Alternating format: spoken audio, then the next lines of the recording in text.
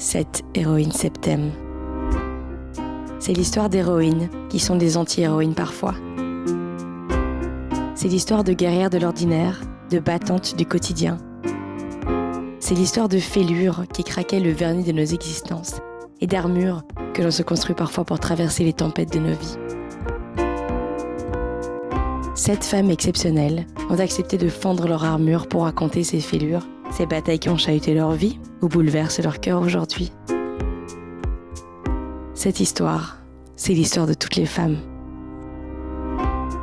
Hélène Lacombe a 27 ans et c'est une héroïne septem. Elle est architecte et illustratrice et son talent est absolument bluffant.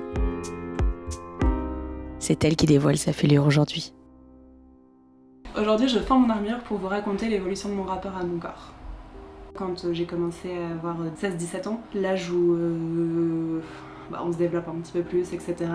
J'avais un peu hâte aussi de grandir et d'être un peu plus femme. Et c'est aussi le moment où j'ai commencé à faire pas mal de photos. J'ai été dans quelques agences de mannequinat et en même temps de commencer mon école d'architecture. Et ça a été un moment ultra intense où j'essayais à la fois d'être bien pour faire du mannequinat, en même temps d'être bien en archi qui demandait un temps juste énorme.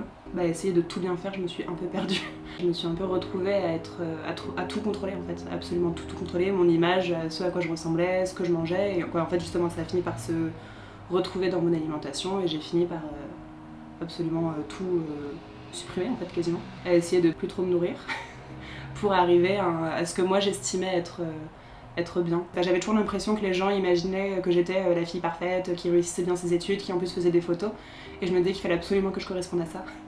Et c'est assez facile de se perdre là-dedans. À la fois en fait j'avais des rendez-vous à l'agence où on me disait pas faut que tu perdes du poids, on me disait faut que tu fasses tant de centimètres, et sauf que pour perdre tant de centimètres, forcément c'est perdre du poids.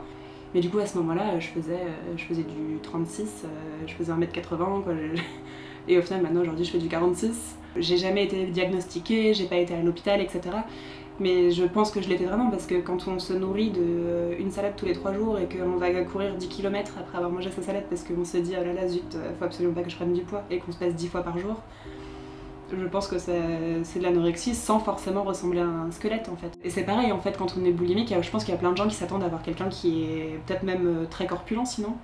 Et en fait du coup c'est vrai que c'est des maladies qui sont un peu invisibles.